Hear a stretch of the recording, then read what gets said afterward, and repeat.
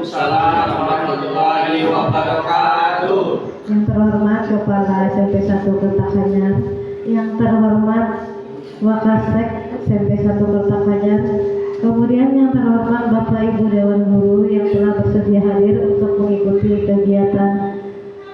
kegiatan guru penggerak. Alhamdulillah, berkat rahmat dan hidayahnya lah dapat berhadir di kegiatan ini. Pertama-tama marilah kita mengucapkan puji dan syukur kehadirat Allah Subhanahu wa taala, karena atas nikmatnya lah kita dapat berhadir. Salawat dan salam kita aturkan kepada Nabi besar Muhammad SAW beserta kerabat pengikut dari dulu hingga akhir zaman. Saya akan membacakan susunan acara pada hari ini. Acara pertama adalah pembukaan, kemudian acara kedua adalah menyanyikan lagu Indonesia Raya, yang ketiga sambutan dari Kepala SMP 1 Kertakanyar, kemudian yang keempat adalah kegiatan inti kita, kalimat doa, kemudian penutup. Baiklah, kita masuki acara yang pertama dengan pembacaan surah Al-Fatihah.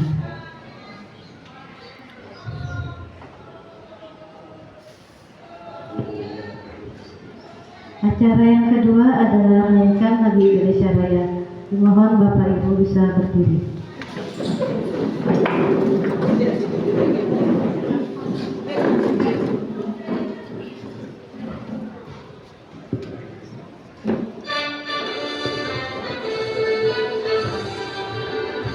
Indonesia tanah airku, tanah tumpah darahku. Di sanalah aku berdiri, jadi pandu hidupku. Indonesia kebangsaanku, bangsa dan tanah airku. Marilah kita bersatu, Indonesia bersatu. Hiduplah tanahku, hiduplah negeriku, bangsaku, rakyatku semuanya. Bangunlah jiwanya, bangunlah badannya untuk Indonesia Raya. Indonesia Raya, merdeka, merdeka, tanahku, negeriku yang ku cinta. Indonesia Raya, merdeka, merdeka, hiduplah Indonesia Raya. Indonesia Raya, merdeka, merdeka, tanahku, negeriku yang ku cinta. Indonesia Raya, merdeka, merdeka, hiduplah Indonesia Raya. Silakan duduk kembali. Kemudian acara yang ketiga adalah sambutan dari Kepala SMP 1 Kertakanyar. Kepada Bapak kami persilakan.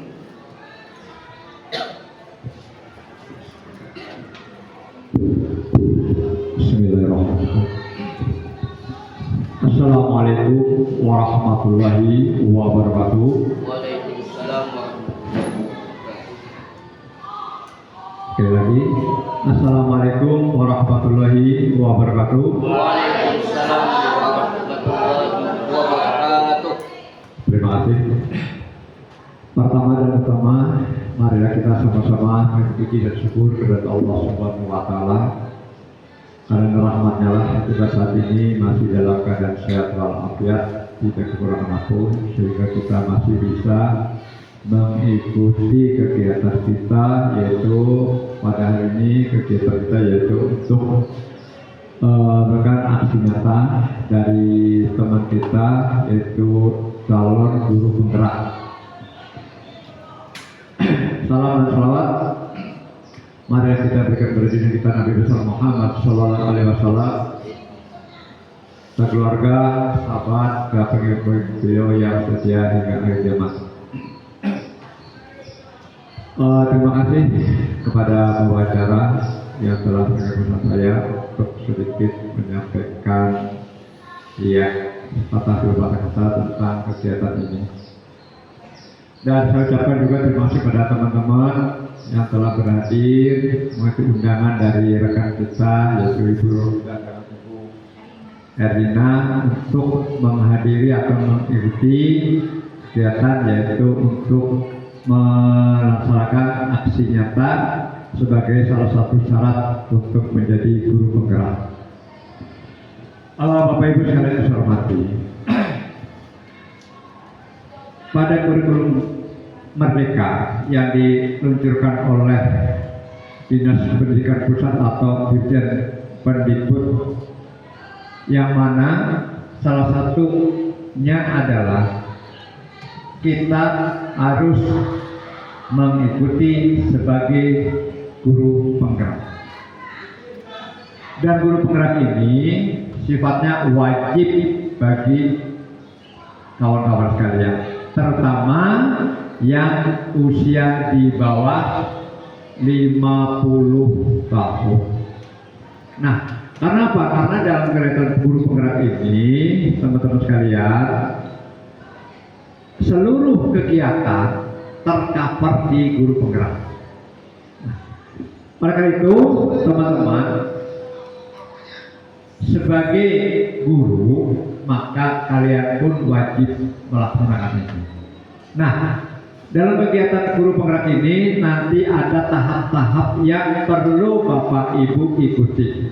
Salah satunya adalah tahap aksi nyata, yang mana aksi nyata ini harus dilaksanakan oleh Bapak Ibu. Walaupun nanti pun Bapak Ibu bukan sebagai penggerak pun harus melaksanakan aksi nyata ini, karena insya Allah aksi nyata ini mungkin di PMM itu sudah harus ada.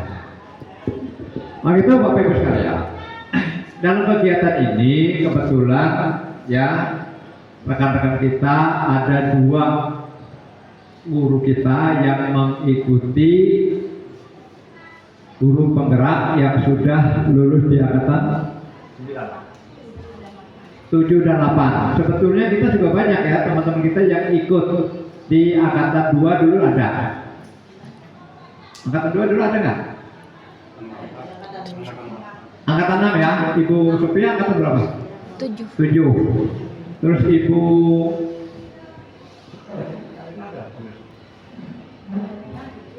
tujuh, 9 ya.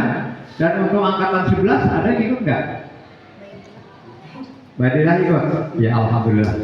Mudah-mudahan apapun yang kita kerjakan selalu kita berusaha untuk kegiatan-kegiatan ini yang kita ambil yang terbaik. Bapak Ibu jangan berpikir misalnya nanti kalau saya takut nggak lulus. Karena dalam kegiatan guru penggerak ini Bapak Ibu yang seperti kemarin saya dapat informasi itu selalu bertahap. Apabila angkatan pertama nggak lulus, ikut angkatan kedua saja. Angkatan kedua lulus, ikut lagi. Tapi tetap angkatannya tetap di angkatan beberapa. Kayak Ibu Sophia mungkin angkatan 7. Tetap namanya angkatan 7, tapi tetap ikut. Jangan dibilang ikut terus. Ikut nggak? Ikut ya. Jadi ikut terus. Dan ini sebagai ya motivasi Bapak Ibu sekalian. Jadi kita di sekolah lain mungkin sudah banyak kayak di SMP 1 Gambut berapa orang? Ada 2 orang juga kemarin kalau nggak salah yang pas ada kegiatan di SMP 3 Martapura ya, ada juga. Nah, oleh itu Bapak Ibu sekalian, harapan saya nanti bagi Bapak Ibu yang belum mengikuti, kalian nanti wajib mengikuti. Yang belum tercover atau bahasa kitanya belum lulus, kita selalu mencoba. Jangan berhenti mencoba. Karena di masa depan seluruh kegiatan guru nanti akan tercover di guru penggerak. Semuanya. Salah satu syarat mungkin dasar syarat adalah jadi guru penggerak, harus jadi guru penggerak. Dan guru penggerak inilah nanti semuanya untuk mengimplementasikan ke anak-anak kita. Nah, salah satu syarat menjadi guru penggerak adalah harus mengikuti aksi nyata yang harus Bapak Ibu laksanakan. Tapi jangan salah Bapak Ibu, aksi nyata ini walaupun bukan menjadi guru penggerak tetap harus dilaksanakan oleh Bapak Ibu. Karena kemungkinan dia akan datang itu insya Allah ya dengar-dengar bahwa aksi nyata ini mungkin dari salah satu syarat lagi yang lain. Bukan jadi syarat guru penggerak aja, tapi mungkin bisa jadi syarat-syarat yang lain. Termasuk nanti untuk kenaikan pangkat. Nah itu ini kita sudah mulai. Kalau dulu kan enggak kan? Kalau dulu sebagai kurikulum merdeka masih seperti ini, seperti itu. Tapi sekarang dalam kurikulum merdeka sudah ditingkatkan terus. Untuk melaksanakan ini, Bapak Ibu sekalian, saya harapkan nanti ya untuk kita harus saling saling bantu membantu dalam kegiatan kurikulum merdeka ini. Maka itu dalam kurikulum merdeka ini kita sudah ada komunitas belajar. Di sinilah nanti Bapak Ibu akan mengeluarkan pendapat Bapak Ibu yang akan nanti direfleksikan di kegiatan-kegiatan di selanjutnya. Saya kira itu aja dari saya. Mudah apa yang saya sampaikan nanti ada manfaatnya bagi kita semuanya. Mari kita sama-sama melanjutkan program pemerintah kita yaitu sebagai guru penggerak yang mana nanti Bapak Ibu semuanya akan mendapatkan dan akan menjadi guru penggerak, dan insya Allah Bapak Ibu sekalian harus mengikuti semuanya, terutama yang junior yang masih di bawah umur 50 tahun. Kalau yang 50 tahun insya Allah kita tetap juga ikut walaupun nanti kadang terikutinya. Ya, demikianlah Bapak Ibu sekalian, saya kira demikian. Saya akhiri dan assalamualaikum warahmatullahi wabarakatuh. Waalaikumsalam warahmatullahi wabarakatuh. Terima kasih Bapak. Kemudian acara yang keempat tentang diseminasi budaya positif oleh calon guru penggerak angkatan 9.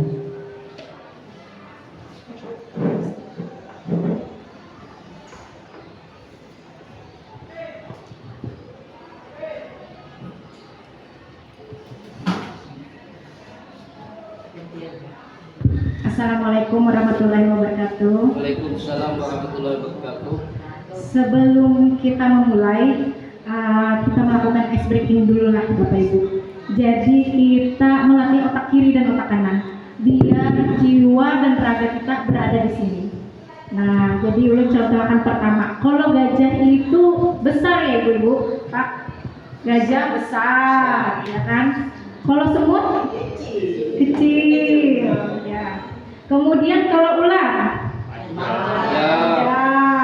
kalau ular pendek. Nah, sekarang kita balik ke Bu, Pak. Jadi kolonya gajah besar. Gini. Iya, gerakannya aja. Kemudian kalau semut kecil.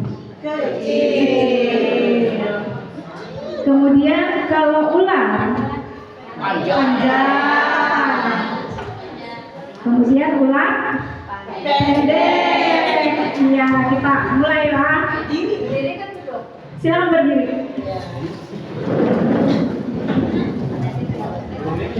Ya, kalau gajah apa? Bapak Ibu? Kan tadi? Besar. Kalau semut? Kecil. Kalau ular? Panjang. Kalau ular? Ya, terima kasih Bapak Ibu. Silakan duduk kembali.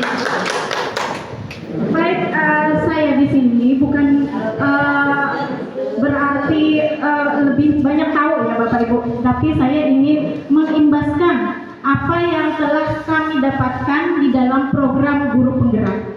Jadi kita di sini ada membahas tentang budaya positif di sekolah.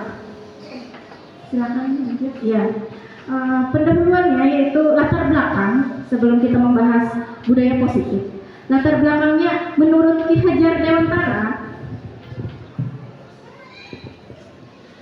Ki Hajar Dewantara mengupamakan sekolah sebagai sebuah ladang, tempat persemaian bibit agar bibit bisa berkembang secara maksimal, maka petani dapat memperbaiki kondisi tanah, memelihara bibit tanaman, memberi pupuk dan air, membasmi ulat-ulat atau jamur-jamur yang mengganggu hidup bibit tanaman dan lain sebagainya. Jadi menurut Ki Hajar Dewantara mengibaratkan murid itu adalah sebagai bibit tanaman. Kemudian guru diibaratkan sebagai petani. Kemudian sekolah diibaratkan sebagai ladang atau lahan untuk bertani. Jadi sebagai seorang petani kita harus memelihara tanaman, kemudian memberi perhatian, memberi pupuk, dan menjauhkan tanaman ini dari hama dan jamur. Kalau seandainya bibit ini dianggap sebagai bibit yang tidak unggul, maka karena atas perhatian para petani, kemudian dipelihara dengan baik, bibit ini akan tumbuh menjadi baik. Dan sebaliknya, apabila bibit ini dianggap menjadi bibit yang unggul, tetapi para petani tidak memberikan perhatian, tidak memelihara, maka bibit ini tadi akan menjadi bibit yang hasilnya tidak bagus. Nah, seperti itu. Kemudian lanjut, Bu. Lanjut. Nah, kita bertanya, di sekolah kita ini ternyata ada banyak budaya positif. Tapi sebelumnya saya ingin bertanya, apa sih budaya positif itu?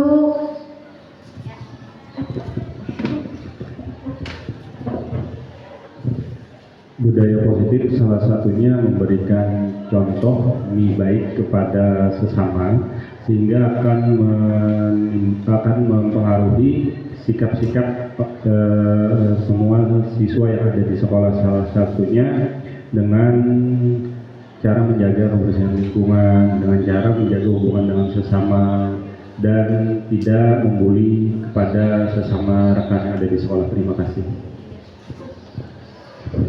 Sekarang dari ibu-ibu, apakah ada yang menambahkan jawaban? Atau kita lanjut di, apakah di sekolah kita sudah tercipta budaya positif? Terima kasih. Di SMP Negeri 1 Karanganyar sudah banyak budaya positif yang kita terapkan. Di antaranya selalu memberi salam saat bertemu dengan guru, kemudian berdoa pada saat awal pelajaran, kemudian melakukan literasi, kemudian melakukan kebersihan, baik itu piket di kelas maupun piket kebersihan lingkungan. Iya, itu aja gitu. Terima kasih Bapak dan Ibu yang sudah menjawab tadi tentang budaya positif yang ada di sekolah kita. Jadi kita sudah melaksanakan budaya positif ini di sekolah ya.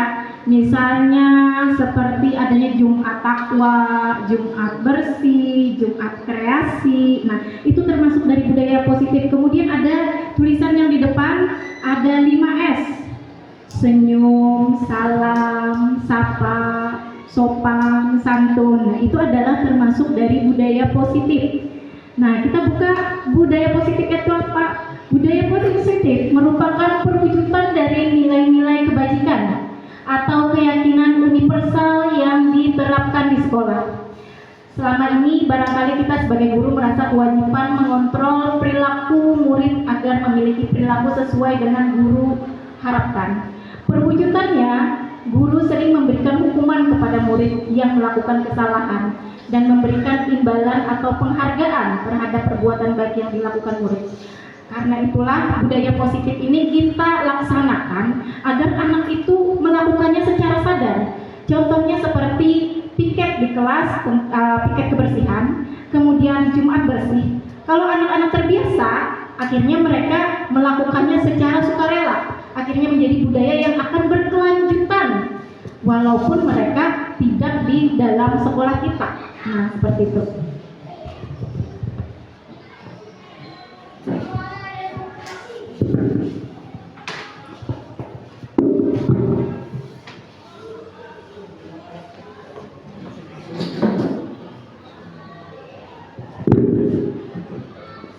Jadi tadi Ibu Rofida sudah menjelaskan tentang budaya positif. Kemudian saya akan menjelaskan tentang konsep inti dari budaya positif tersebut. Konsep inti budaya positif di sini ada 8. Yang pertama itu disiplin positif. Kemudian yang kedua nilai kebajikan. Yang ketiga teori motivasi perilaku manusia. Yang keempat hukuman dan penghargaan. Yang kelima keyakinan kelas. Kemudian yang keenam kebutuhan dasar manusia. Yang kelima lima posisi kontrol. Kemudian yang terakhir adalah segitiga restitusi. Jadi dari ke-8 konsep inti ini sangat menunjang budaya positif yang ada di sekolah. Pertama tentang disiplin positif. Ketika mendengar kata disiplin, apa yang terbayang di benak Anda? Apa yang terlintas di pikiran Anda? Jadi menurut kalian, disiplin itu seperti apa? Disiplin itu seperti apa? Contohnya misalnya.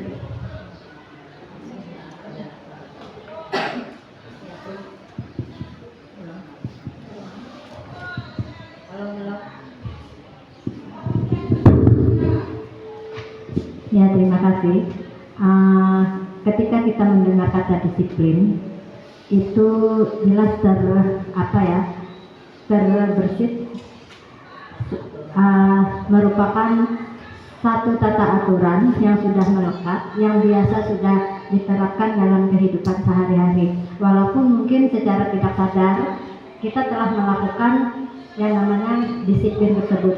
Dalam hal ini bisa disiplin waktu, ya, disiplin kerja, yang role lingkupnya seperti kita kan sekolah ya, nah guru sama murid. Nah mungkin itu menurut saya. Terima kasih. Terima kasih Bu Rina. Ada yang mau menambahkan? Jadi disiplin itu sebenarnya berasal dari bahasa Latin disciplina, yang artinya belajar. Jadi orang akan menghubungkan disiplin dengan tata tertib, tadi Bu Alina juga sudah bilang. Kemudian teratur dan kepatuhan pada peraturan, tadi yang disiplin kehadiran, disiplin waktu ya. Kata disiplin itu juga sering dihubungkan dengan hukuman, padahal itu sungguh berbeda. Karena belajar tentang disiplin positif tidak harus dengan memberi hukuman. Justru itu adalah salah satu alternatif terakhir dan kalau perlu tidak digunakan sama sekali. Nah, murid yang memiliki disiplin positif akan memiliki motivasi internal yang tinggi dalam menguasai diri untuk melakukan tindakan yang sesuai dengan nilai kebajikan universal. Jadi untuk disiplin positif itu tuh akan berkelanjutan, Ibu. Nah, tadi kan kita sudah tentang disiplin positif, kemudian nilai kebajikan. Nilai kebajikan itu adalah sifat positif manusia yang merupakan tujuan mulia yang ingin dicapai setiap individu. Jadi nilai tersebut bersifat universal dan lintas bahasa, suku bangsa, agama maupun latar belakang. Jadi setiap perilaku atau perbuatan itu pasti punya tujuan. Kalau dia tujuan ke sini itu untuk bekerja, sama seperti anak murid kita. Tujuan ke sekolahnya untuk apa? Untuk belajar. Nah, dengan mengaitkan nilai kebajikan yang diyakini seseorang, maka motivasi intrinsiknya akan terbangun sehingga menggerakkan motivasi dari dalam untuk mencapai tujuan mulia yang diinginkan. Nah, di sini contoh nilai kebajikan kita kaitkan dengan profil pelajar Pancasila karena kita kan sudah tahu sudah kurikulum merdeka juga. Untuk profil pelajar Pancasila itu daya beriman dan bertakwa pada Tuhan Yang Maha Esa, berakhlak mulia, berkebinekaan global, gotong royong, mandiri, kreatif dan bernalar kritis. Kemudian dari program pendidikan dasar itu dari toleransi, rasa hormat, integritas, mandiri, menghargai, antusias, empati, keingintahuan, kreativitas, kerjasama, percaya diri, dan komitmen. Kemudian untuk keterampilan hidup, itu dapat dipercaya, lurus hati, bergerak yang aktif, tidak merendahkan orang lain, memberikan yang terbaik dari diri. Kemudian ada 7 kebajikan utama juga: empati, suara hati, kontrol diri, rasa hormat, kebaikan, toleransi, dan keadilan. Nah, di sini ada contoh nilai kebajikan institusi. Biar bisa lihat semuanya ya, proyek nilai tadi.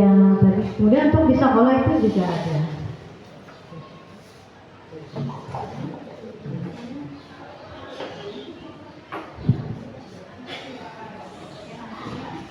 Kemudian akan dilanjutkan oleh Ibu Rina. Jadi berkelanjutan Bapak Ibu untuk disiplin positif ini.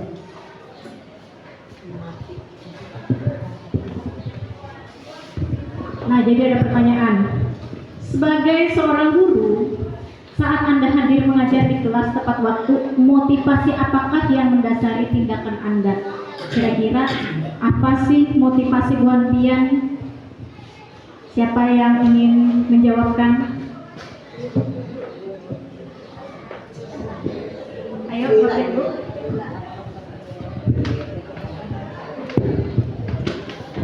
Terima kasih atas waktu yang diberikan. Pertanyaannya, sebagai seorang guru, saat Anda hadir mengajar di kelas tepat waktu, motivasi apakah yang mendasari tindakan Anda? Menurut saya, pertama itu adalah tanggung jawab ya. Sebagai seorang guru, maka kita harus berhadir tepat waktu. Kemudian motivasi kedua, mungkin kita ingin mengejar materi yang ingin kita sampaikan itu agar tidak ketinggalan atau pas gitu waktunya. Jadi kita harus tepat waktunya datang ke kelas. Dan yang ketiga juga mungkin memberikan contoh yang baik kepada anak-anak kita ya, agar kita tuh sebagai guru memberikan contoh bahwa kita itu harus tepat waktu dalam melaksanakan tugas kita. Ya, sekian, terima kasih. Terima kasih Bu Ila. Ya, Bu Ila sebagai tauladan bagi siswa kita. Nah, itu adalah termasuk dari motivasi yang berada dari dalam diri kita. Nah, apakah kita datang tepat waktu karena tidak ingin ditegur oleh atasan? Ada juga kan, karena kita takutnya kalau kita ini tepat waktu ataupun misalnya terlambat, ternyata kita ditegur oleh kepala sekolah, kemudian kelasnya dimasuki, kemudian dipoto kelasnya. Jadi karena takut, akhirnya kita berusaha untuk hadir tepat waktu. Kemudian bisa juga karena mungkin ingin mendapat pujian, misalnya, wah bagus ibu nih, bapak nih, sung-sung biar bapak kepala sekolah. Jadi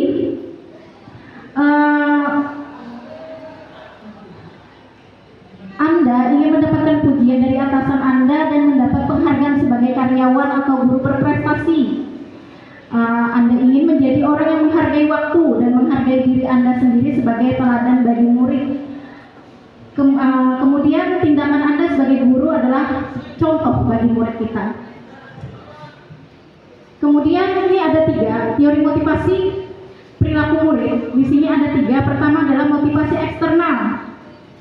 Motivasi eksternal ini pertama adalah untuk menghindari ketidaknyamanan atau hukuman, yang seperti ulun sebutkan tadi, takutan kalau adanya teguran, kemudian kelasnya nanti mungkin dimasuki oleh kepala sekolah. Nah, itu adalah masih motivasi eksternal. Kemudian yang kedua itu adalah untuk mendapat imbalan dari orang lain. Apakah yang Anda dapatkan apabila saya melakukannya? Jadi itu adalah termasuk motivasi eksternal. Jadi masih dari dalam diri.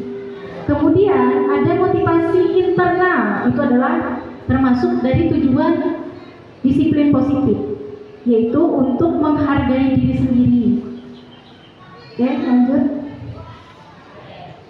Nah, jadi ada hukuman, perbedaan antara hukuman konsekuensi dan restitusi itu ada. Jadi ulun pertama kali mendengar adanya restitusi itu adalah pada saat di pendidikan guru penggerak. Jadi bertanya-tanya apa itu restitusi. Kemudian pertama adalah hukuman. Hukuman ini mungkin kita sering, termasuk saya, sering melakukan hukuman. Hukuman ini biasanya dilakukan dengan suara yang keras, kemudian biasanya dengan menunjuk, kemudian dengan kasar. Nah, itu adalah hukuman. Sedangkan konsekuensi itu biasanya dengan bahasa yang halus, tapi menggigit, menyakitkan di perasaan. Nah, seperti itu. Nah, jadi kalau kita menggunakan hukuman, itu biasanya akan menjadikan anak itu gagal. Dia akan mengulangi lagi. Coba lihat Bu, yang di paling bawah, murid atau anak itu akan membenci peraturan dan mereka akan mengulangi lagi Bu. Nah, seperti itu.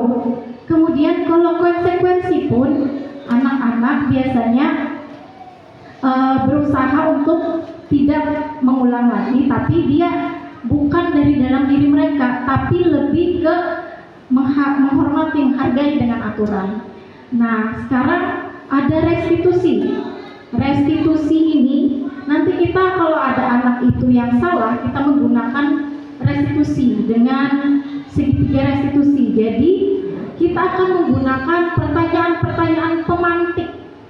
Kita sebagai guru akan mengarahkan anak untuk mencari solusi dari permasalahannya. Baik, lanjut.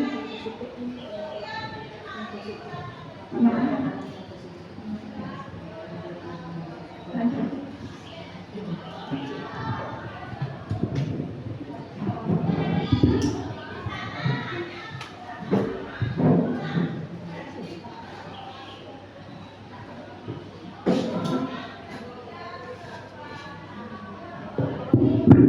Jadi tadi sudah dijelaskan untuk hukuman dan konsekuensi itu akan menyebabkan anak atau hukuman itu membenci peraturan ya.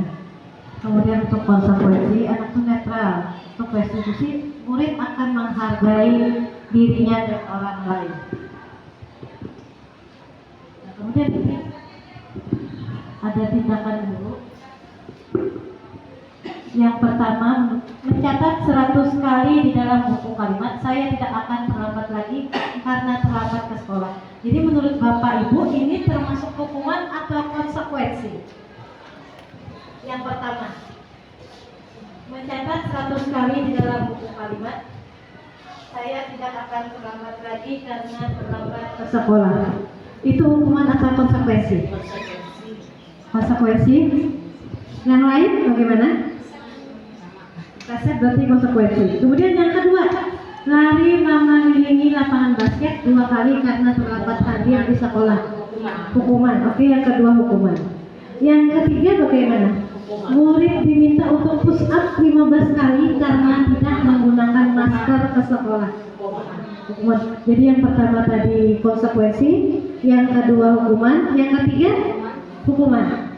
Yang keempat, menggantikan kertas tugas teman yang telah dicoret-coret. Konsekuensi. Oke, kemudian yang selanjutnya, membersihkan tumpahan air di meja tulis karena tersenggol pada saat belajar. Konsekuensi. Ya. Kemudian selanjutnya lagi, murid disuruh untuk mengenakan sepatu sehari di sekolah karena tidak mengenakan sepatu hitam. Hukuman atau konsekuensi? Bagaimana Ibu Dewi? Itu yang murid disuruh untuk mengenakan sepatu seharian. Menurut Ibu Dewi, hukuman atau konsekuensi? Hukuman. Oke, yang terakhir, lari mengelilingi lapangan basket 2 kali karena terlambat 10 menit untuk pelajaran kejok. Hukuman. Jadi yang pertama tadi konsekuensi, yang kedua hukuman, yang ketiga hukuman, yang keempat konsekuensi, yang kelima konsekuensi, yang keenam hukuman, yang terakhir hukuman. Kita lihat jawabannya. Apakah benar? Oke, yang pertama itu hukuman.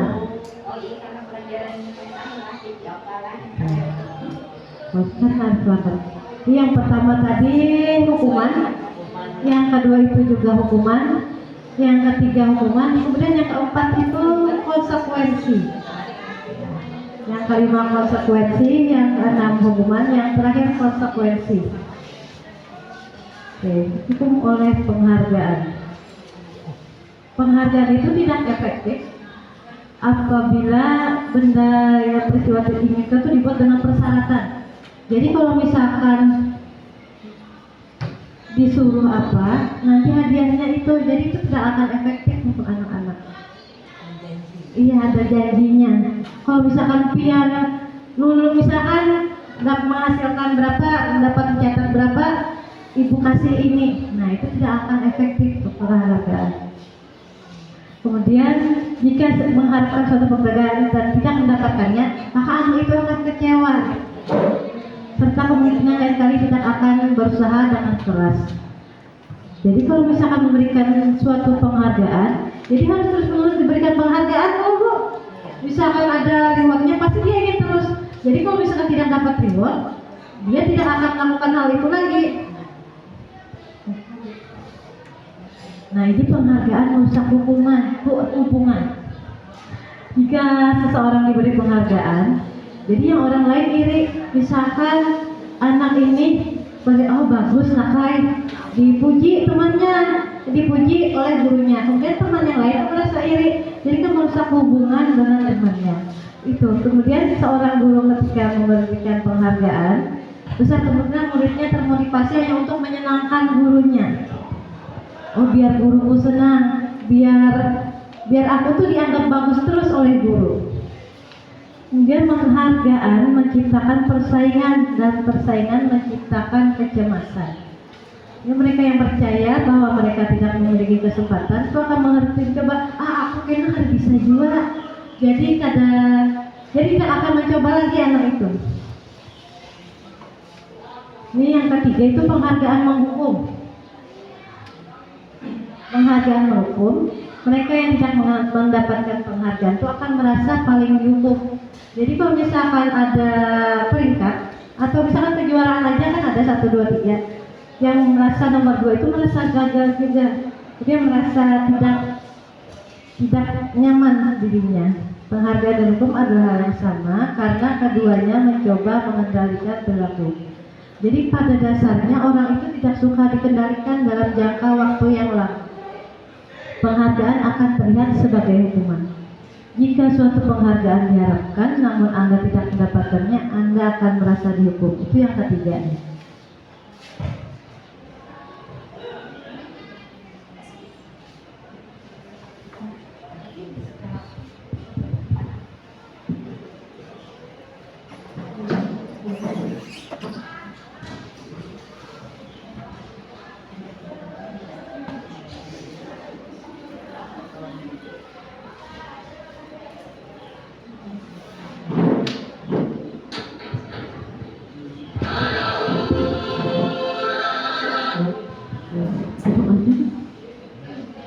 Ini untuk ya tadi kan sudah pusing mungkin dengan istilah-istilah hukuman, kemudian konsekuensi dan ada restitusi. Bagaimana kalau kita menggerakkan badan? Boleh duduk aja kan Bapak?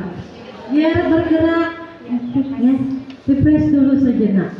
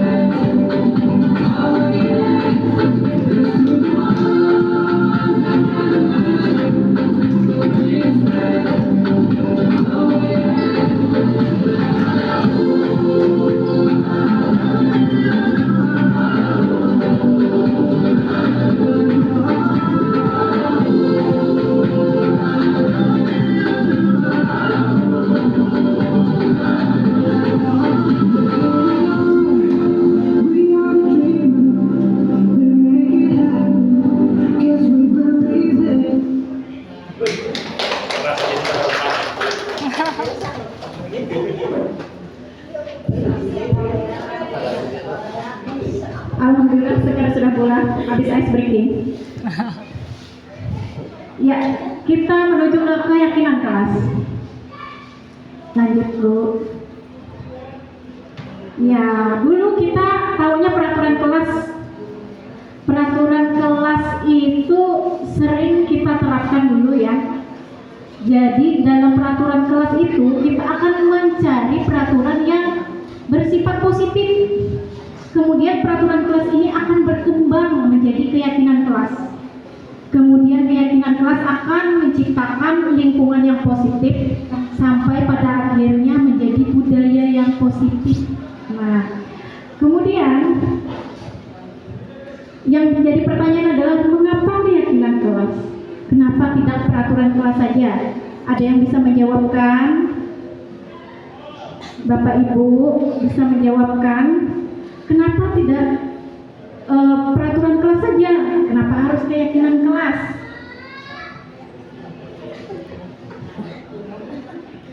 Kenapa boleh? Ya, boleh.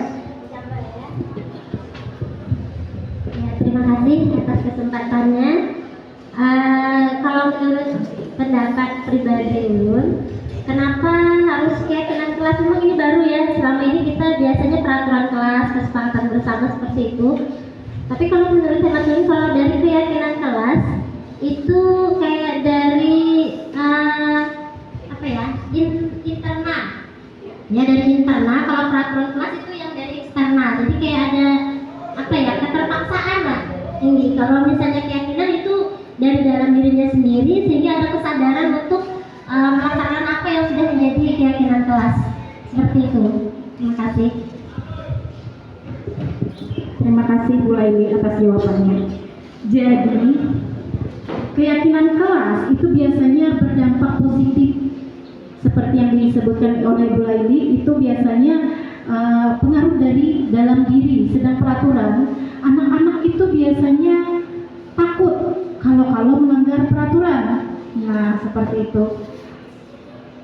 Jadi, misalnya ada seperti ini. Mengapa kita memiliki peraturan tentang menggunakan helm saat berkendara? Kemudian, mengapa ada peraturan dilarang merokok di sekolah? Pasti ada. Kira-kira pertanyaan yang pertama, nilai apakah yang ada di dalam sana? Boleh? Bapak Ibu ingin menjawabkan? Untuk apa kira-kira peraturan itu? Nilai kebajikan seperti apa? Untuk menjaga kesehatan. Iya, untuk keselamatan ya. Selamatkan diri. Baik, mengapa kita memiliki atau peraturan tentang helm digunakan saat mengendara? Karena itu termasuk daripada menjaga keselamatan kita sendiri, di samping daripada juga peraturan dari lalu lintas. Terima kasih. Terima kasih Pak Juni. Kemudian pertanyaan yang kedua, mengapa ada peraturan dilarang merokok di sekolah? Ya, boleh. Ulun mencoba untuk menjawab mengapa ada peraturan dilarang merokok di sekolah. Yang pertama, rokok itu diperuntukkan untuk orang dewasa, karena di sekolah masih banyak atau semuanya itu adalah anak-anak yang di bawah umur. Dan yang ketiga, yang paling sering disampaikan bahwa merokok kurang baik untuk kesehatan dan akan berjangka panjang. Walaupun tentang rokok ini masih menjadi beberapa perdebatan, tetapi secara garis besar untuk mengapa ada peraturan dilarang merokok di sekolah, yang pertama, rata-rata hampir semua, mungkin 99% anak di sekolah adalah anak di bawah umur. Dan yang kedua, akan ada efek untuk kesehatan mereka tersendiri. Jadi, terima kasih. Terima kasih Bapak Baidillah. Jadi nilai kebajikan yang pertama itu adalah tentang keselamatan, yang kedua itu adalah kesehatan. Jadi nilai-nilai keselamatan atau kesehatan itulah yang kita sebut sebagai keyakinan. Keyakinan yaitu nilai-nilai kebajikan universal yang disepakati secara tersirat dan tersurat, lepas dari nalar latar belakang suku, negara, bahasa maupun agama. Murid-murid pun demikian, mereka perlu mendengarkan dan memahami arti sesungguhnya tentang peraturan-peraturan yang diberikan. Apa nilai-nilai kebajikan di balik peraturan tersebut? Apa tujuannya? Jadi, anak itu kalau misalnya kita gunakan peraturan, mereka umumnya bisa melanggar. Tapi kalau mereka memahami dari nilai yang ada di dalam aturan itu, mereka akan meyakini bahwa oh, dengan menggunakan helm saya akan selamat, dan itu akan berlangsung sampai di kehidupan mereka selanjutnya. Lanjut. Suatu keyakinan akan lebih memotivasi seseorang dari dalam atau memotivasi secara intrinsik.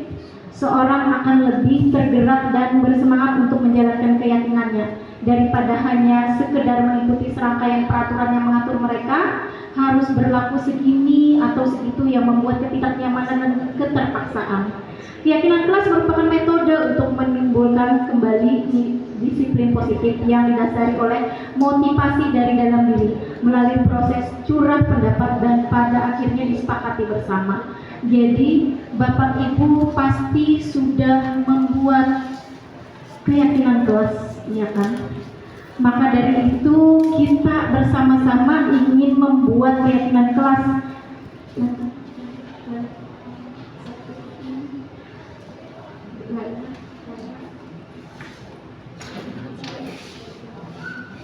Jadi untuk membuat keyakinan kelas, kita menggunakan kalimat-kalimat positif, tidak menggunakan kalimat tidak boleh, dilarang, ataupun tidak. Jadi gunakan kalimat-kalimat positif yang biasanya pendek saja. Nah, ini ada tugas. Kira-kira dalam peraturan ini mengembalikan barang ke tempatnya, nilai kebajikan yang dituju itu apa ya kira-kira? Mungkin apa? Tanggung jawab. Tanggung jawab. Oke, kita set dulu ya Bu. Kemudian dilarang mengganggu orang lain. Kira-kira apa nilainya? Toleransi. Kemudian hadir di sekolah 15 menit sebelum pembelajaran dimulai. Nilai apa? Disiplin. Dilarang melakukan kekerasan.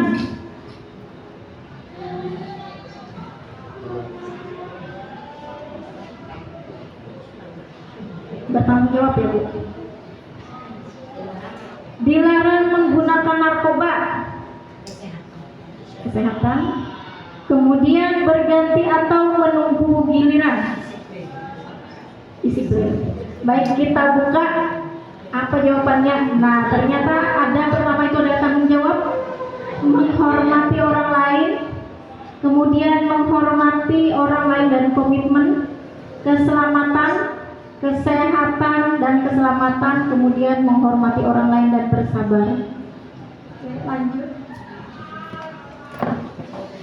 Nah, ini tadi pembentukan kalimat keyakinan kelas itu bersifat abstrak, berupa pernyataan universal, dibuat dalam pernyataan positif sedikit saja agar mudah diingat, sesuai dengan kondisi kelas atau sekolah sehingga mudah diterapkan. Semua warga kelas dilibatkan dalam membuat keyakinan kelas. Nah, pastilah Bapak Ibu pernah membuat keyakinan kelas ya. Dan ini adalah keyakinan kelas punyanya 7D. Jadi pada saat kita membuat keyakinan kelas itu, keyakinan itu tidak mutlak sampai di akhir tahun. Jadi itu bisa berubah sesuai dengan kondisi keadaan sekolah ataupun kelas. Nah, jadi kita bersama-sama membuat keyakinan kelas. Satu sticky note bisa 4 orang. Di dalam satu sticky note bisa ditulis mau 1 ataupun 2 tentang keyakinan kelas. Silakan ditulis.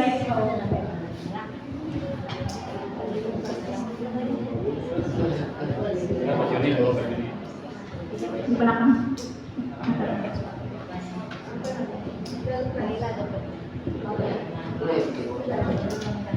Kalau sudah ditulis, silakan kita tempel di papan tulis. Membuat keyakinan kelas. Kita membuat keyakinan kelas seperti Bapak dan Ibu biasanya membuat keyakinan kelas biasanya di awal-awal tahun. Ya. Kalau dulu kita menyebutnya dengan komitmen kelas. Sekarang itu kita menyebutnya keyakinan, karena ada nilai-nilai kebajikan yang harus ada di dalam sana.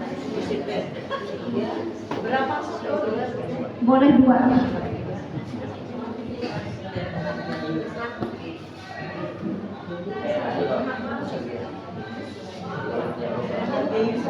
Doa.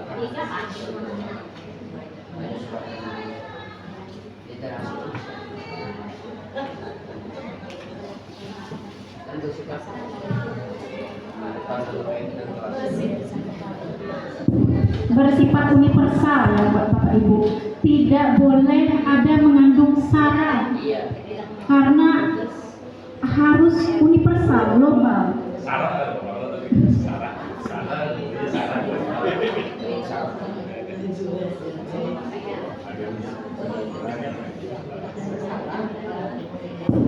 Kalau sudah boleh ditempel di dinding.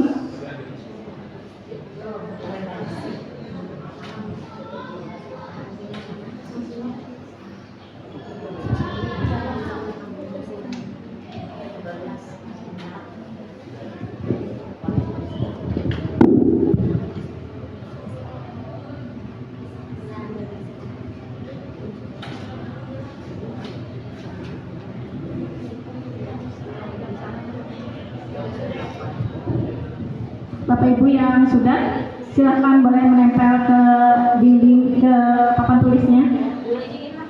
Boleh? Iya, boleh Bu.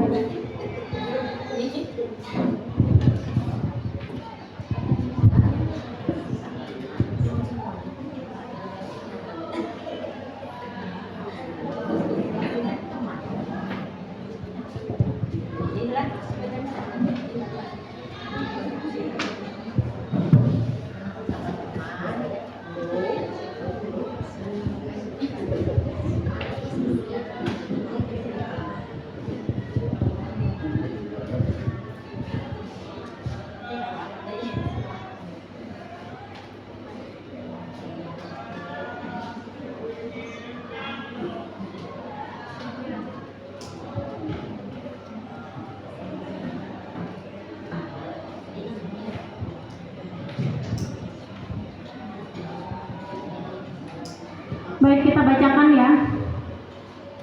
Di sini ada keyakinan kelas, disiplin, menghargai, toleransi, terlambat 5-10 menit membaca 3 surah pendek, tidak mengumpul tugas PR, membersihkan halaman kelas, kemudian melaksanakan tiket kebersihan kelas sesuai jadwal, datang tepat waktu, sama ini disiplin, saling menghormati dan menyayangi, bertanggung jawab, masuk kelas tepat waktu, membersihkan kelas sesuai jadwal tiket, mengumpulkan tugas tepat waktu, tidak berkata kasar, masuk kelas tepat waktu, memperhatikan penjelasan guru dengan seksama dan berpakaian rapi. Tadi kita sudah membahas tentang kalimat membuat keyakinan kelas. Tidak menggunakan kalimat negatif seperti tidak boleh, dilarang, ya, seperti itu, jangan, termasuk juga. Ini adalah contoh-contoh dalam pembuatan kalimat keyakinan kelas. Di sini adalah datang tepat waktu, menjaga kebersihan, saling menghormati dan menghargai. Tadi ada ulun baca tentang tidak berkata kasar. Tidak berkata kasar bisa kita gunakan dengan saling menghormati dan menghargai. Ya, toleransi juga boleh. Ya, bisa mengerjakan tugas tepat waktu. Nah, kalimat-kalimat itu bisa buat di kelas. Jadi keyakinan kelas itu tadi tidak mutlak seperti Alkitab yang harus tok seperti itu, tapi bisa kita kondisikan terhadap kelas kita, keadaan kelas kita dan sekolah, dan disesuaikan dengan lingkungan dan keadaan sekolah.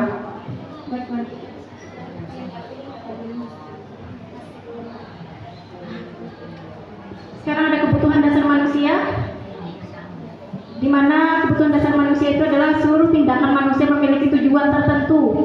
Semua yang kita lakukan adalah usaha terbaik kita untuk mendapatkan apa yang kita inginkan.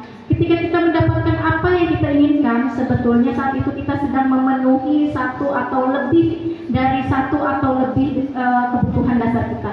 Kira-kira kebutuhan dasar kita itu ada berapa? Ada 5 ya, kebutuhan dasar. Kebutuhan dasar ini adalah pertama bertahan hidup, kasih sayang, kemudian yang ketiga adalah penguasaan, kebebasan dan kesenangan. Jadi pada saat anak melakukan kesalahan, artinya anak itu memiliki kekurangan dari 5 kebutuhan dasar ini. Ada salah satu kebutuhan dasarnya yang tidak terpenuhi. Nah, jadi akhirnya mereka melakukan kesalahan, dan melakukan kesalahan itu pun bisa saja refleks tidak sesuai atau keinginan hati nurani mereka. Jadi pada saat anak melakukan kesalahan, kita betul-betul menggali kenapa mereka seperti itu. Jadi kita dalam posisi yang mana, Bu, sebagai seorang guru? Kita sebagai sering menghukum anakkah seperti itu? Jadi kita harus bertanya dulu. Jadi kita tinggalkan hal-hal yang seperti itu, yang biasanya menghardi, kemudian berwajah keras dan bersuara lantang. Kemudian 5 kebutuhan dasar ini adalah pertama adalah kebutuhan dasar bertahan hidup, kebutuhan yang bersifat fisiologis untuk bertahan hidup, misalnya kesehatan, rumah, dan makanan. Anak-anak biasanya harus makan dulu sebelum mereka berangkat ke sekolah. Kalau hal ini terlewatkan, maka pada saat mereka menuju ke sekolah ataupun belajar itu tidak efektif. Kemudian cinta dan kasih sayang, kebutuhan untuk memberi dan menerima kasih sayang, dan kebutuhan untuk merasa menjadi bagian dari suatu kelompok. Kemudian kekuasaan, kebutuhan ini meliputi keinginan untuk dianggap berharga, bisa membuat perbedaan, bisa membuat pencapaian, komitmen, diakui, dihargai. Ini meliputi self-esteem dan keinginan untuk meninggalkan pengaruh. Lanjut lagi, kebutuhan kebebasan, kebutuhan akan kemandirian, otonomi, memiliki pilihan dan mampu mengendalikan arah hidup seseorang. Anak-anak dengan kebutuhan kebebasan yang tinggi menginginkan pilihan. Mereka perlu banyak bergerak, suka mencoba-coba, tidak terlalu terpengaruh orang lain, dan senang mencoba hal baru dan menarik. Kemudian kesenangan, kebutuhan untuk mencari kesenangan, bermain dan tertawa. Anak-anak dengan kebutuhan dasar kesenangan yang tinggi biasanya akan menikmati apa yang dilakukan. Mereka juga bisa berkonsentrasi tinggi.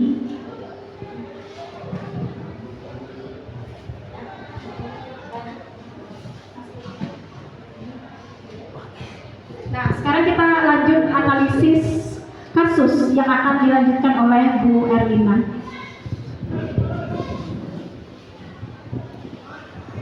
Kita masih semangat ya Bapak Ibu? Masih. Terima kasih. Ini ada kasus.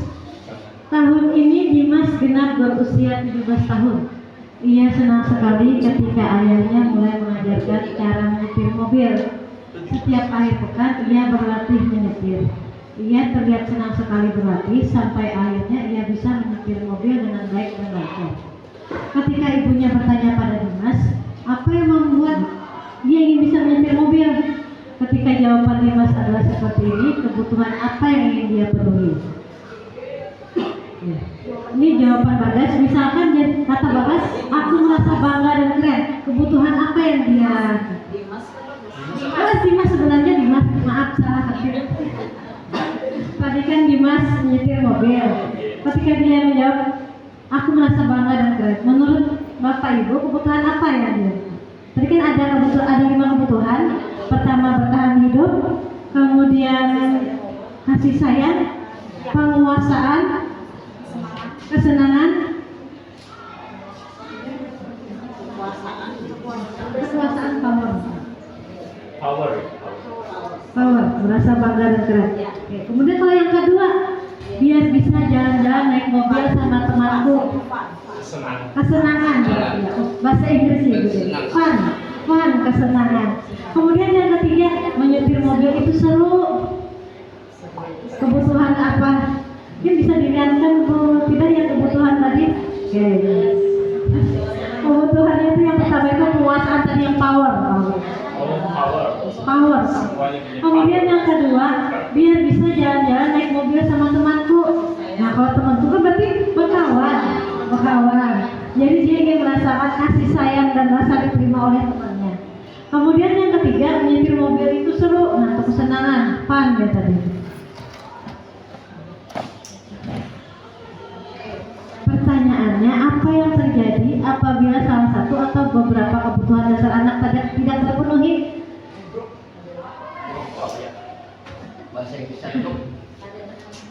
Kebutuhan dasar anak tadi kan ada penguasaan, ada kasih sayang, kemudian tadi ada kesenangan. Nah kalau misalkan menurut Bapak Ibu, apabila kebutuhan dasar itu tidak terpenuhi, apa yang akan terjadi? Kita perhatian, emosinya tidak stabil, kemudian stres, pelanggaran. Nah, jadi kalau misalkan seorang murid melakukan perbuatan yang bertentangan dengan nilai kebajikan atau melanggar peraturan, hal itu sebenarnya dikarenakan mereka gagal memenuhi kebutuhan dasar. Jadi kalau misalkan tidak terpenuhi, mereka akan melanggar peraturan. Nah, posisi kontrol guru ini berkaitan dengan posisi kontrol kita di sekolah. Yang pertama itu adalah penghukum. 5 posisi kontrol. Yang pertama adalah penghukum, kemudian yang kedua pembuat rasa bersalah, yang ketiga teman, yang keempat pemantau, yang terakhir itu manajer.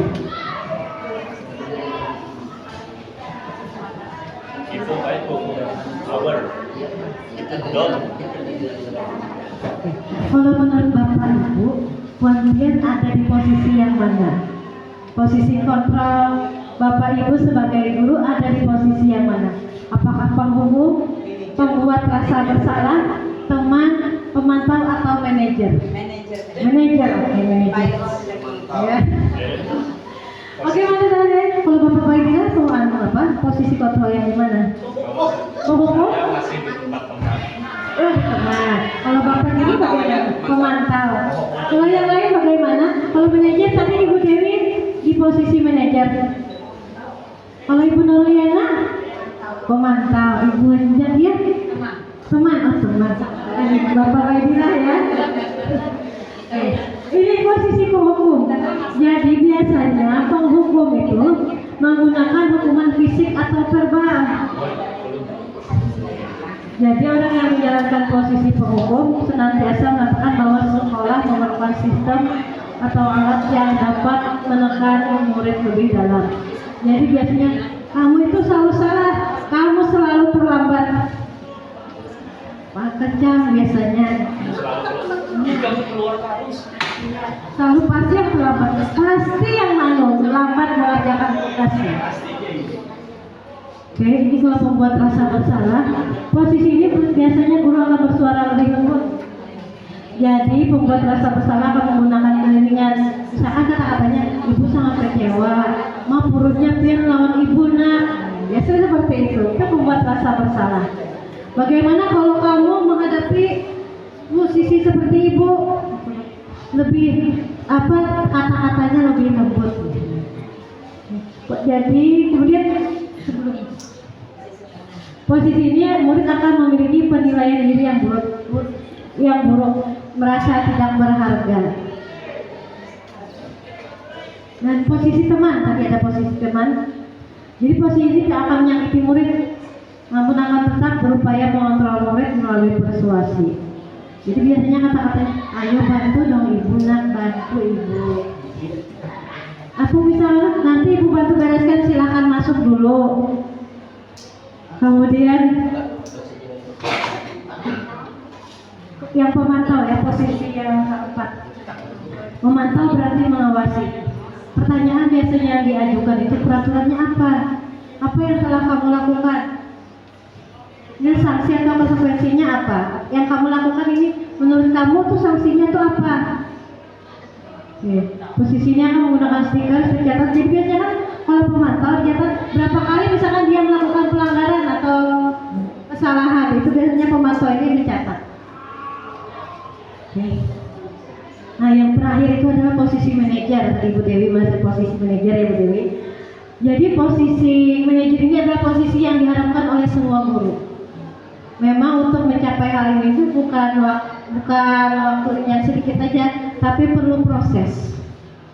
Ini guru, posisi di mana guru akan berbuat sesuatu bersama dengan murid, mempersilahkan murid mempertanggungjawabkan perilakunya, mendukung murid agar dapat menemukan solusi. Jadi untuk posisi ini, anak yang mencari solusinya, bukan guru yang mencarikan. Jadi kalau misalkan ingin menginginkan murid yang bertanggung jawab, posisi ini yang diharapkan oleh seorang guru.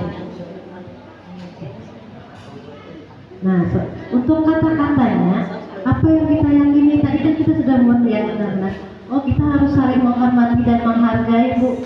Jadi kalau misalkan keyakinan kamu seperti itu, apa yang akan kamu perbaiki untuk mencapai hal itu?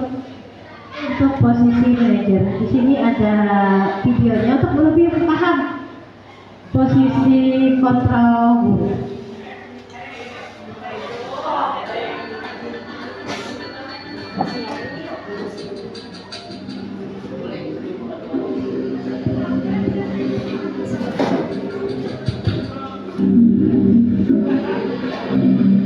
Naren, sini kamu. Kayak si Anu. Selamat pagi, Bu. Selalu terlambat. Kamu deh pasti terlambat. Maaf, Bu. Saya Apa coba? Alasan kamu apa lagi? Kapan sih kamu tidak terlambat?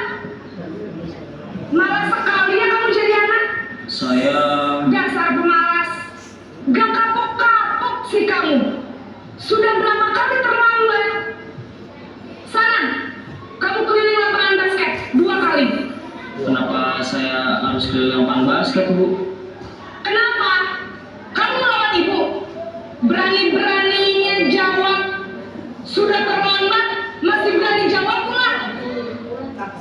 Sekarang, keliling lapangan basket 5 kali sekalian. Biar kapok. Cepat. Pergi sana ke lapangan basket.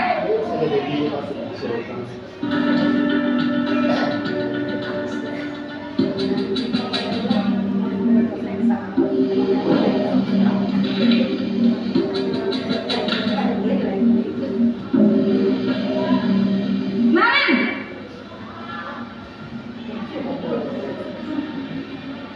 Selamat pagi, Bu. Naren, kamu kenapa terlambat lagi, nak?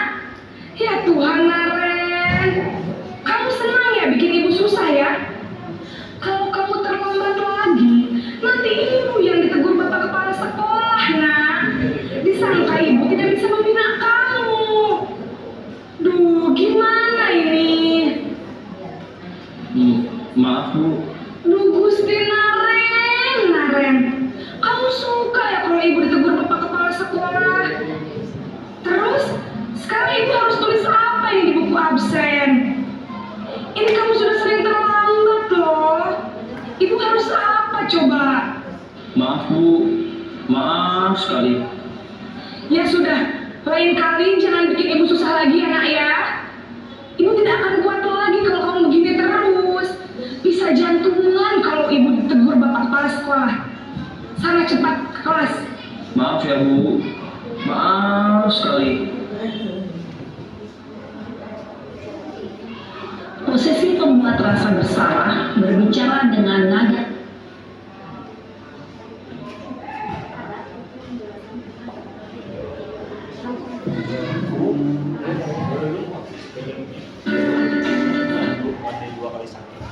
Ya,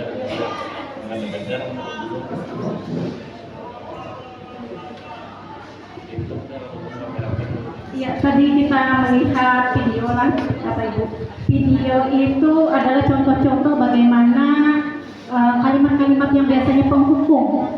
Kemudian ada lagi tadi pemantau, pembuat rasa bersalah. Di sana ada beberapa video sampai nanti di akhir sampai contoh dari restitusi yang manajer.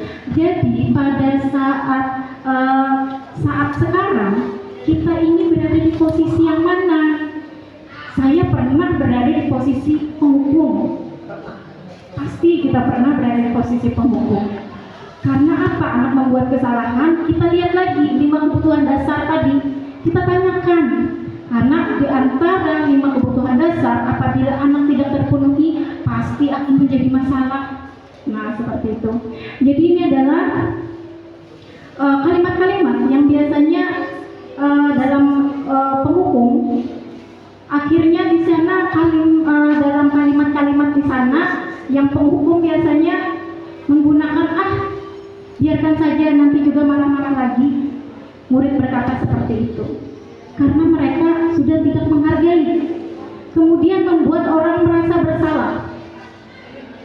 Di sana terdapat kalimat anak bisa meminta maaf, tapi dia akan merasa rendah diri karena kalimat-kalimat yang dibuat oleh seorang guru. Kemudian sebagai teman, pada saat seperti teman, kata Bapak Baidillah tadi, Bapak Baidillah merasa di posisi teman. Pada saat merasa di posisi teman, teman itu siswa itu akan menghargai guru yang memposisikan dirinya sebagai teman. Tapi pada saat dia bertemu dengan guru lain yang di mana guru lain itu tidak memposisikan diri sebagai teman, dia akan memiliki karakter yang berbeda. Nah, seperti itu. Kemudian sebagai pemantau, sebagai pemantau ini, anak akan menitik beratkan pada sanksi atau hadiah untuk dirinya. Nah, kemudian yang terbaik itu adalah manajer. Dia akan bisa mengevaluasi diri dan bagaimana cara dia memperbaiki diri. Jadi pada saat di posisi manajer, kita sebagai guru, kita akan berusaha untuk anak mencari solusi sendiri dengan kalimat-kalimat pemantik. Tapi kalau yang 4 tadi, nah itu adalah apalagi yang nomor pertama penghukum, kita usahakan untuk meninggalkan sebagai penghukum karena anak pasti akan mengulang kesalahan. Oke, lanjut. Di sini ada pertanyaan, saya kecewa sekali dengan kamu. Itu kira-kira siapa yang mengatakan? Posisi yang mana di antara 5 posisi kontrol? Apakah temankah? Apakah membuat rasa bersalah? Oke, kamu tidak pernah benar melakukannya.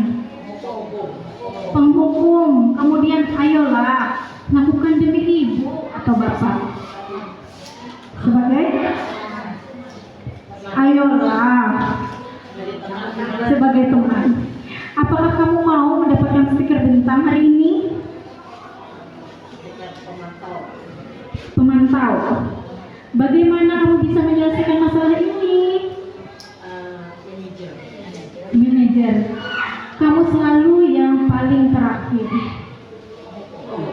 Penghukum. Baik, kita buka jawabannya. Nah, ini betul tadi ada yang manajer. Kemudian pertama, pembuat merasa bersalah. Kemudian penghukum dengan kalimat ayolah, itu kan biasanya teman ya. Kemudian apakah kamu mau mendapatkan stiker bintang sebagai pemantau? Kemudian yang manajer itu menyelesaikan masalah ini, dan penghukum itu kamu selalu yang paling terakhir. Kamu terus, biasanya seperti itu. Itu adalah kalimat-kalimat yang dilakukan oleh penghukum. Biar aja yang melakukan kesalahan. Nah, itulah kalimat penghukum. Jadi kita berusaha untuk mengurangi kalimat-kalimat seperti itu, karena kemungkinan besar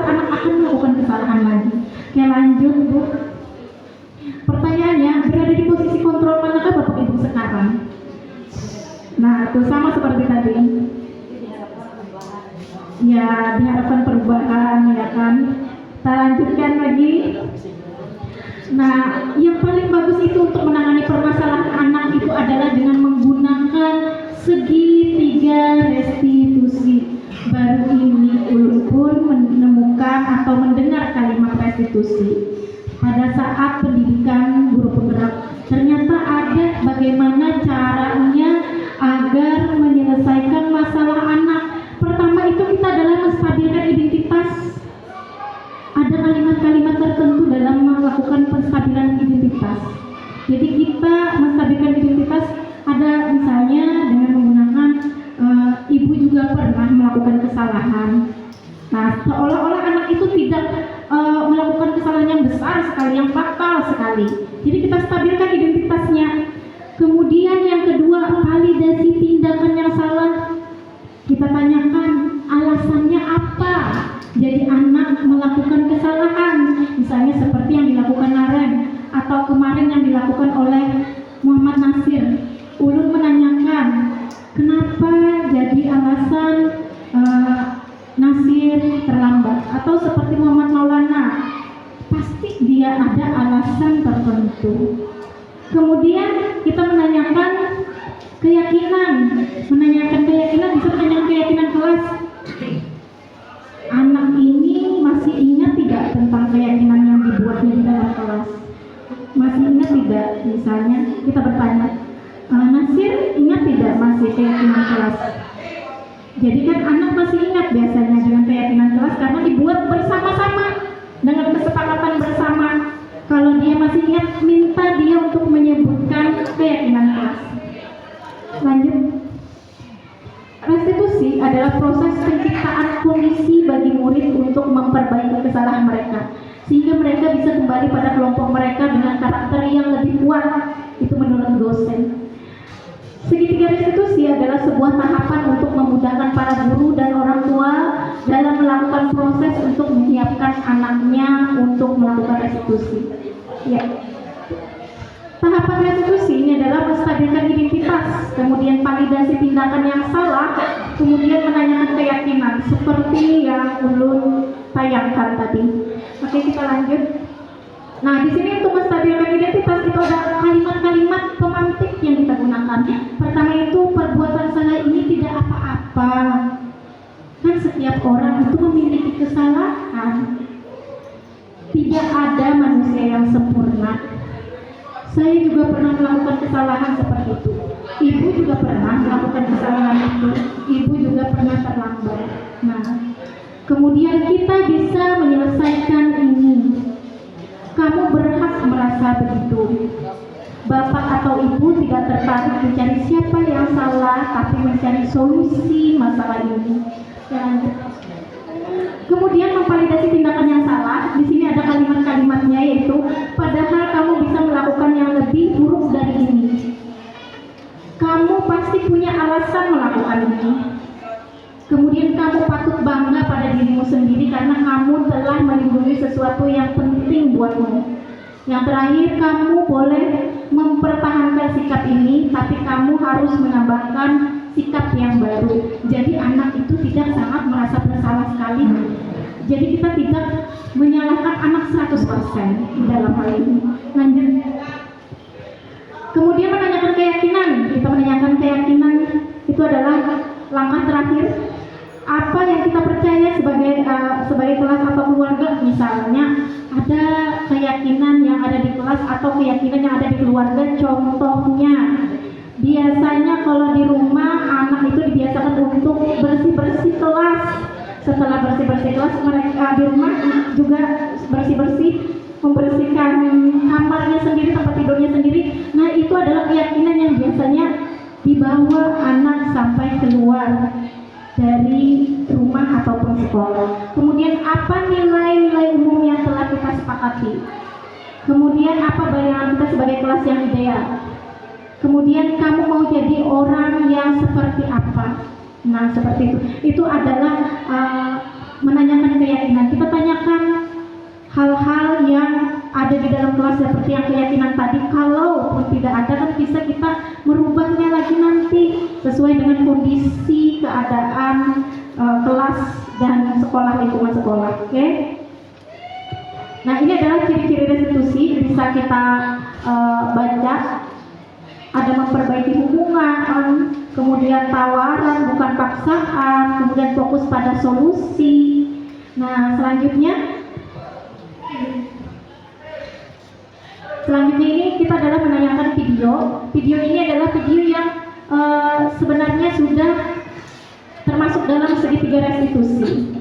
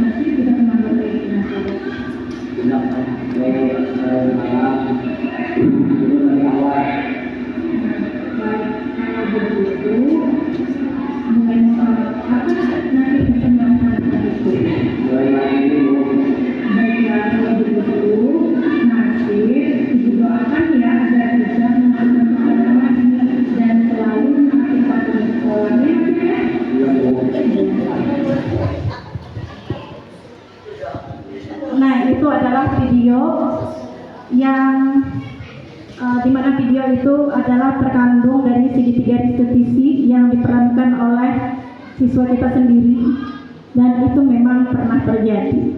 Dengan berakhirnya video ini, maka berakhir pula materi yang kami sampaikan. Terima kasih atas perhatian Bapak Ibu. Selanjutnya saya serahkan kepada Ibu Erlina Putri.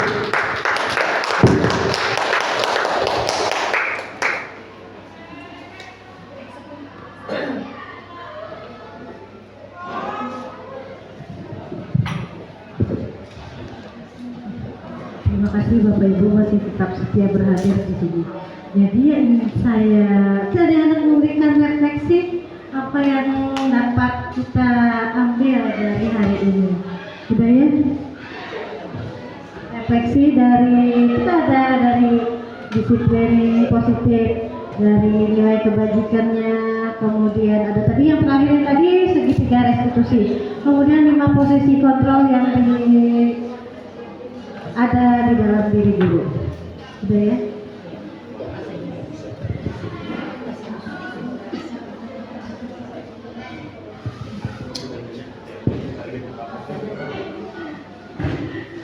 Assalamualaikum warahmatullahi wabarakatuh. Waalaikumsalam warahmatullahi wabarakatuh. Terima kasih atas kesempatan untuk diberikan. Mungkin selamat dulu tadinya sudah menampilkan diseminasi budaya positif. Terima kasih juga, mungkin banyak yang baru saya tahu juga, baru saya dengar juga istilah-istilahnya, terutama tadi mungkin seperti keyakinan keras. Kalau biasanya kita komitmen ya, yang tahunya kita komitmen. Jadi tadi baru mendengar keyakinan keras, tapi pertamanya juga bingung, oh ternyata sama dengan komitmen yang mungkin sudah kita terapkan sebelumnya ya. Ada komitmen sekolah, mungkin ada komitmen di masing-masing kelas yang dibuat oleh masing-masing wali kelas ya, di kelasnya masing-masing. Kemudian tadi sudah diseminasi ya istilahnya ya, diseminasi, walaupun mungkin untuk istilah lebih populernya budaya positif di sekolah ya, diseminasi, baru mendengar juga. Jadi nanti mungkin ini banyak yang terutama untuk saya ya, yang istilah-istilah, dan kemudian banyak pemahaman yang mungkin saya terima tadi yang dapatkan dari guru-guru, calon guru penggerak ya. Jadi apa ya, untuk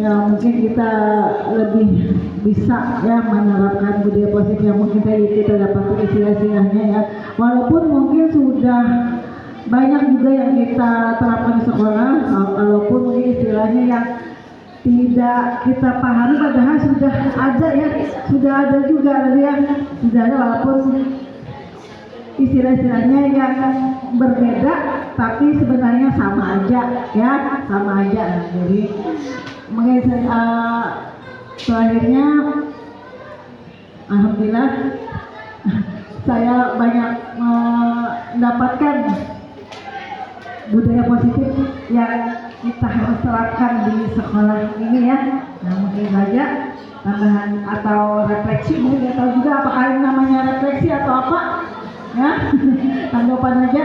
Jadi terima kasih atas apa ya, kesempatan yang untuk menghadiri ada acara aksi nyata dari calon guru penggerak SMP Negeri 1 Ketakannya yang diberikan oleh Ibu Ropeda SPD dan Dialina Saputri Sarjana Psikologi. Ya, terima kasih. Assalamualaikum warahmatullahi wabarakatuh. Terima kasih budaya atas refleksinya.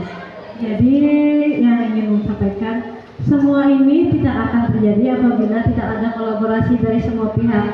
Jadi dari siswa, kemudian dari gurunya, kepala sekolah, bahkan juga orang tua. Jadi kalau misalkan keyakinan kelas, kita sosialisasikan juga dengan orang tua. Jadi di keluarga bisa menerapkan keyakinan itu juga. Jadi diharapkan anak-anak kita ini bisa berkembang dengan baik. Itu harapan kita di sekolah kita ya Bapak Ibu. Yang acara selanjutnya doa, memintakan doa kepada Bapak Juni, Dr. Andas Bapak Juliasa. Silakan Bapak. Marilah kita bersama-sama berdoa memohon kepada Allah agar segala apa yang kita laksanakan dan kita lakukan bersama untuk kebaikan dan kemajuan sekolah kita ini, mudah-mudahan Allah memberkahi kita dan memberikan kesehatan baik jasmani maupun rohani. Bismillahirrahmanirrahim. Alhamdulillahirabbil alamin. Hamdan yuwafi ni'amahu wa yukafi mazidah. Ya Rabbana lakal hamdu kama yanbaghi li jalalika wa 'azimi wal sultan. Allahumma salli wa sallim ala sayyidina Muhammadin fil awwalin. Allahumma salli wa sallim ala sayyidina Muhammadin fil akhirin. وسلم رضي الله تعالى عن سادتنا أشهد رسول الله أجمعين. بسم الله الرحمن الرحيم. رضيت بالله ربا وبالإسلام دينا وبمحمد نبيا ورسولا. ربي اجعلنا علما نافعا وارزقنا فهما كاملا والحقنا بالصالحين برحمتك يا أرحم الراحمين. اللهم أرنا الحق حقا وارزقنا اتباعه وأرنا الباطل باطلا وارزقنا اجتنابه. ربي يسر ولا تعسر ربي تمم مقام بالخير برحمتك يا أرحم الراحمين. ربنا ظلمنا أنفسنا وإن لم تغفر لنا وترحمنا لنكونن من الخاسرين. ربنا وتب علينا إنك أنت التواب الرحيم. ربنا آتنا في الدنيا حسنة وفي الآخرة حسنة وقنا عذاب النار. وصلى الله على محمد وعلى آله وصحبه أجمعين. سبحان ربك رب العزة عما يصفون والسلام على المرسلين والحمد لله رب العالمين. تقبل الله منكم منا ومنكم.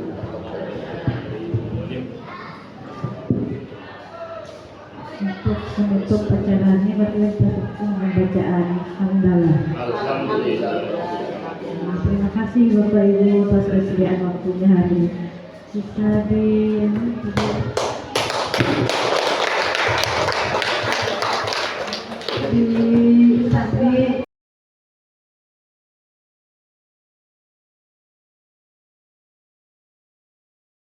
Assalamualaikum warahmatullahi wabarakatuh. Waalaikumsalam warahmatullahi wabarakatuh. Gimana kabarnya hari ini? Baik. Oke, ada yang sakit? Ada ya, berapa orang itu sakit? Oke, Riki sakit. Jadi hari ini Ibu ingin mengajak kalian membuat keyakinan kelas. Ada yang tahu keyakinan kelas itu apa? Keyakinan kelas, yakin kan nama kata dasarnya yakin. Keyakinan kelas itu apa menurut kalian? Keyakinan kelas itu sama seperti peraturan. Peraturan itu apa? Peraturan itu apa? Yang harus ditaati. Nah, keyakinan kelas itu sama seperti peraturan kelas, tapi bedanya keyakinan kelas itu kita bicarakan semuanya dari misalkan di sini di kelas 9D berarti guru bersama siswanya membuat keyakinan kelas. Jadi keyakinan kelas itu harus dari dalam diri kalian. Sehingga kalau misalkan dari dalam diri, kalau kalian melanggar berarti tidak menghargai diri kalian sendiri. Ya, keyakinan kelas. Jadi hari ini Ibu ingin mengajak membuat keyakinan kelas, dan keyakinan kelas itu berupa kalimat positif. Tidak ada kata-kata dilarang, jangan, tidak boleh. Menurut kalian itu keyakinan? Yang peraturan aja, peraturan sekolah aja. Peraturan sekolah masuknya jam berapa? Jam 7.30. Kalau 7.30 itu berarti apa? Disiplin, bukan? Nah, saling menghormati satu sama lain, saling menghormati antara guru, antara siswa dengan siswa, pokoknya semua warga sekolah. Jadi hari ini Ibu akan membagikan sticky note. Ada yang bertanya kah? Ada yang bertanya? Sudah paham kah tentang keyakinan kelas itu? Sudah paham. Jadi Ibu akan membagikan ini, kalian tulis menurut kalian keyakinan kelas yang harus dilakukan atau disepakati di kelas 9D. Satu aja cukup ya. Nanti tempel di sini. Nanti kita sortir, kalau misalkan sama kita buang. Ya, ini satu-satu. Ada. Dia aja langsung tempel aja sama-sama. Jangan sampai terbalik menulisnya ya. Tulis dulu sayang.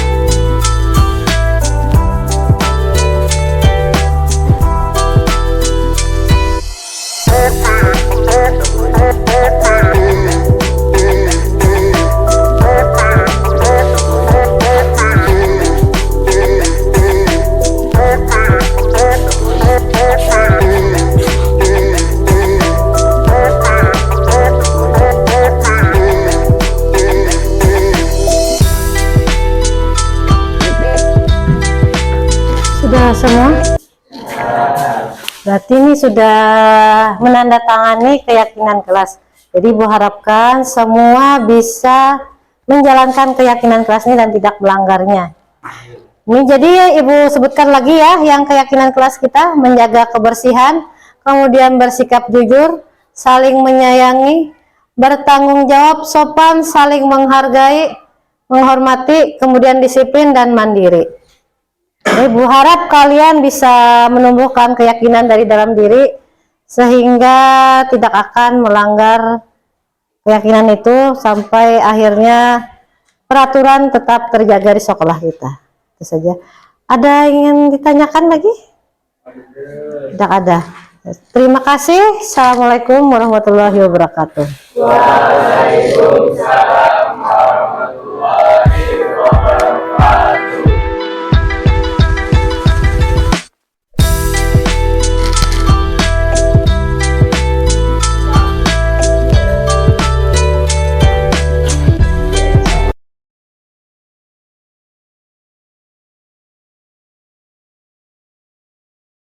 Perkenalkan, nama saya Nursi Pemaulida dari kelas 9D. Perkenalkan, nama saya Adelia Sepita dari perwakilan 9D. Assalamualaikum warahmatullahi wabarakatuh. Perkenalkan, saya Andri di kelas 9D. Assalamualaikum warahmatullahi wabarakatuh. Perkenalkan, nama saya Rian dari kelas 9D. Saya bersemangat sekali membuat keyakinan kelas dan menurut saya lebih penting dilakukan karena mengajarkan lebih disiplin dan lebih bertanggung jawab untuk kelas kita semua. Waalaikumsalam. Senang membuat keyakinan kelas penting dilakukan karena mengajarkan saya terlebih disiplin dan bertanggung jawab. Perasaan saya saat membuat keyakinan kelas sangat bersemangat dan menurut saya keyakinan kelas dapat membuat saya lebih baik lagi dan disiplin ke depannya. Assalamualaikum warahmatullahi wabarakatuh. Perasaan saya saat membuat keyakinan kelas, saya sangat bersemangat karena menurut saya keyakinan kelas itu penting dilakukan dan juga mengajarkan saya lebih disiplin dan lebih bertanggung jawab. Wassalamualaikum warahmatullahi wabarakatuh.